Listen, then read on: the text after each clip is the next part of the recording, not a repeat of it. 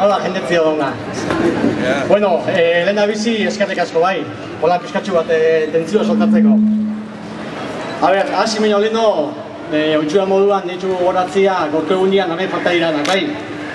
Arnaldo Bera, Juan Mari Mendizabal, Ainara Latrol, Sebas Etxaniz, Josu Lariz, Imanoli Parraiere, Mikel Ibáñez Euseindia, horita lagutxin dana, eta Arnaldo Pina atxilotutako Miren Zabaleta, Sonia Jacinto eta Arkezo Rodríguez.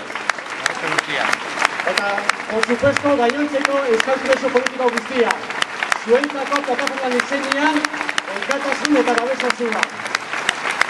Bertan, Audientzia Nazionalako jueza batzuk esan zuten, Arnaldo etxutela askatuko bilduk zirelako igez egingo otezu. Beraia badakite oso ondo, Arnaldo herri honetan nahi duela egon, baina bilduk dira. Bai, bilduk dira Arnaldoren arrazonamendu politikoari bilduk dira. Bilduk dira Arnaldo defenditzen duen proiektu politikoari. Bilduk dira Euskal Herri honek duen kemena eta duintasunari.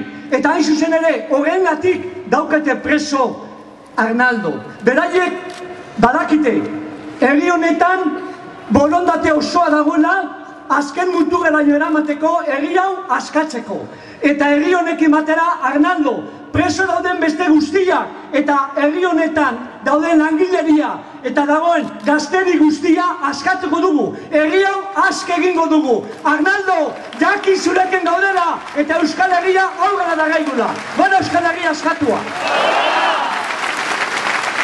Ia lortzen dugun urrengoan berak irakur dezan.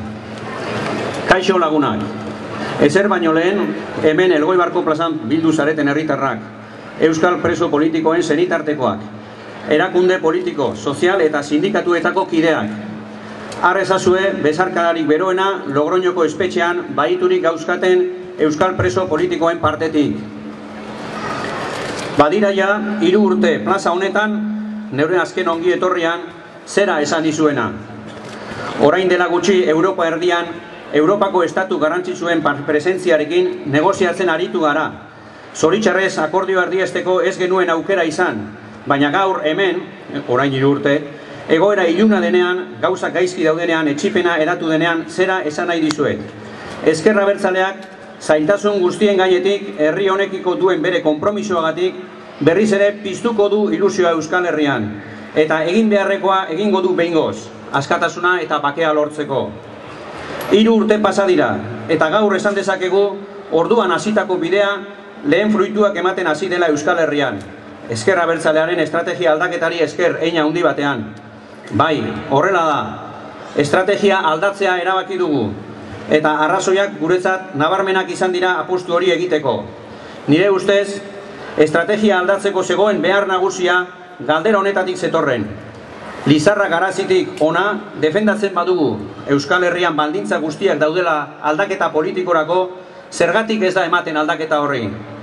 Eta erantzuna ere garbi azaldu zitzaigun. Baldintzak badaude, baina estrategia desegokia planteatzen ari gara. Beraz, ardura besteen jarri beharrean, geure buruari autokritika zorrotza eginez heldu genion eztabaidari, eta eztabaidatik berriro ere Ezker Abertzaleak borrokarako eskaintza zabala luzatu dio Euskal Herriari. Hori zen helburua eta lortu dugu. Izugarria da eginiko lana.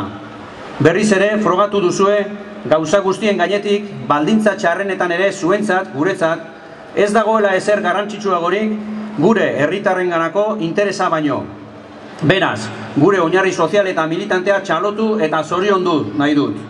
Erronkak eskatzen zuen mailan egon zaretelako, zaudetelako, eta honek ematen digulako indarra eta konfiantza etorkizunari aurrez begiratzeko.